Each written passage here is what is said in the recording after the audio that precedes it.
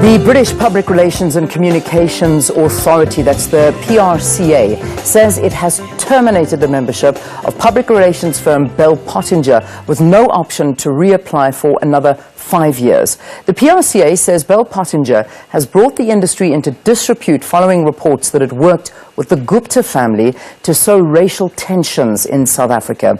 We're joined in studio now by the past president of the Southern African Public Relations Authority, that's PRISA, Thabisile Phumo, to help trace how the PRCA came to this decision. It's good to have you in studio. Thanks for being our guest. Thank you so much, and good morning to your viewers. What is the work of these body agencies, like the one you were the president of, and of course the PRCA? We are membership organizations that are set up to create standards for the industry, but to also ensure that the practitioners and the agencies that are members work within a framework and a code of ethics to ensure that whatever service they provide to the organizations and the clients is done in an ethical manner. Yeah. If you are not a member of this of the PRCA, as in the case with Bell Pottinger, can you still practice and do PR work?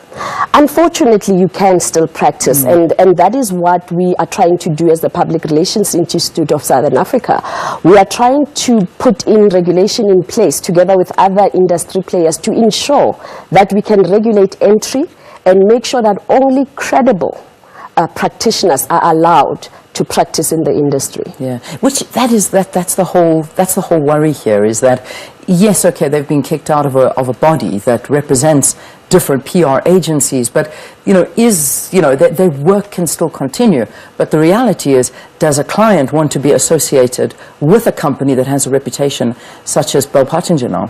I think, unfortunately, Bell Pottinger has put itself in a fix, in that it's what I would term loosely the Enron of the public relations industry, in that it would be impossible for any agency or any client, for that matter, to want to be associated with them, because not only have they damaged their own reputation, they've also invariably, by not practicing ethically, damage the reputation of their client, because it is their job to make sure that they guide and advise their client to work within a moral code that is accepted by our industry. That's quite an interesting topic to have, actually, a moral code.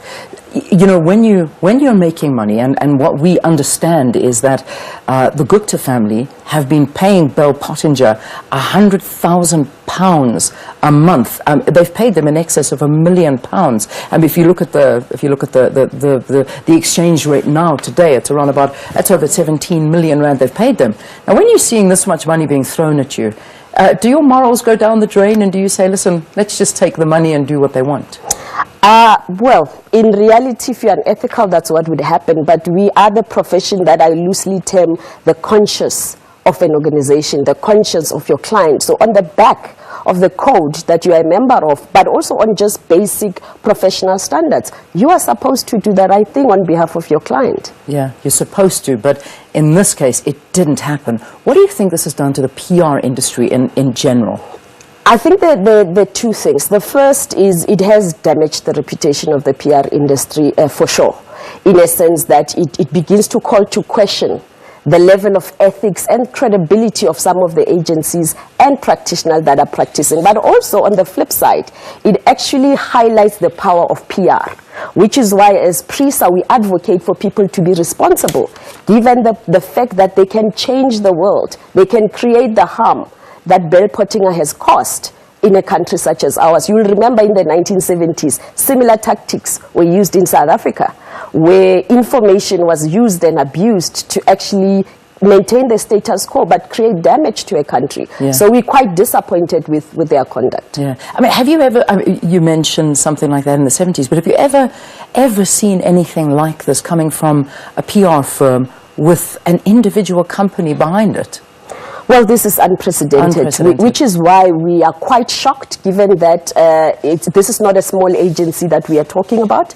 This is also not a group of people who were unexperienced. So while we appreciate the fact that they did apologize, it calls to question the fact that how did the strategy of this campaign go unnoticed in Bell Pottinger? How did the media plan, or rather the implementation plan, go unnoticed in this kind of scale. I mean, if you talk about the monies that you are quoting right now, it's inconceivable that the higher echelons of Bell Pottinger would have not been aware of the extent and the scale.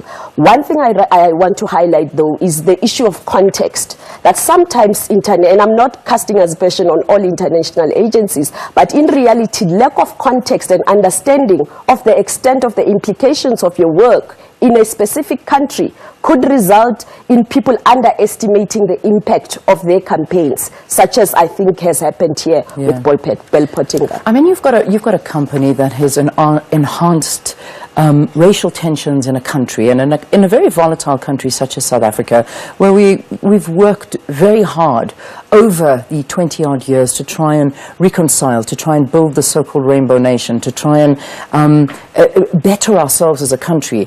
And a PR campaign comes in and it undoes so much of the work. Now, you've got a political party like the DA that are asking for a lot harsher sentences to be put on a company like Bell Pottinger, but they must be punished with monetary terms. I mean, the monies that we were talking about, this is massive money. Now, what do you make of something like that? I mean, do you think that they should have a harsher sentence put on them as opposed to just being banned for 5 years from a PR body? Look, I think, as the DA indicates, the issue of reparation is important. I mean, they did issue out an apology, but I think they should go a step further and invest in programs in this country to make sure that they at least minimize the damage they caused. Because, Leanne, if you look at the extent of how their messaging reverberated across the whole of South Africa, the conversations that happened on the back of the fake news that they propagated, the damage is immeasurable, and I don't believe we will be able to have an understanding of just how deep or how much the damage is caused. So for me, I would appeal to them to do the right thing and get involved in social redress, but also use that opportunity to understand the cost of the damage that they caused for this country. Yeah. Just finally, as we close this, I mean, obviously Bell Pottinger is a company who were hired by a family, and that family is the Gupta family. If they have been found guilty, and we're talking Bell Pottinger, where does this leave the Gupta family, the people that have obviously sat with them and perhaps worked together with these ideas? I mean, where does that leave them, and how should they be held accountable for this? Unfortunately, as industry bodies, we obviously cannot hold individuals who brief our agency members accountable. But obviously, in this case, again, we appeal on moral high ground to get the Guptas to do the right thing for the country. And together with Bell Pottinger, try to ensure that there is some redress. Because, again, I don't think they understand the extent to which they've divided the country, the extent to which they've damaged the PR industry, and they've used a noble profession that I represent to create damage. All right, we leave it there for this morning. Thank you for your opinions, and thank you for being with us here on the program. Thabisile Phumo is a respected communication specialist and the past president of the Public Relations Institute of Southern Africa, giving us the PR and legislative perspective on the decision by the British Public Relations and Communications Authority to terminate the membership of Bell Pottinger. Let's take a break. We'll see you after.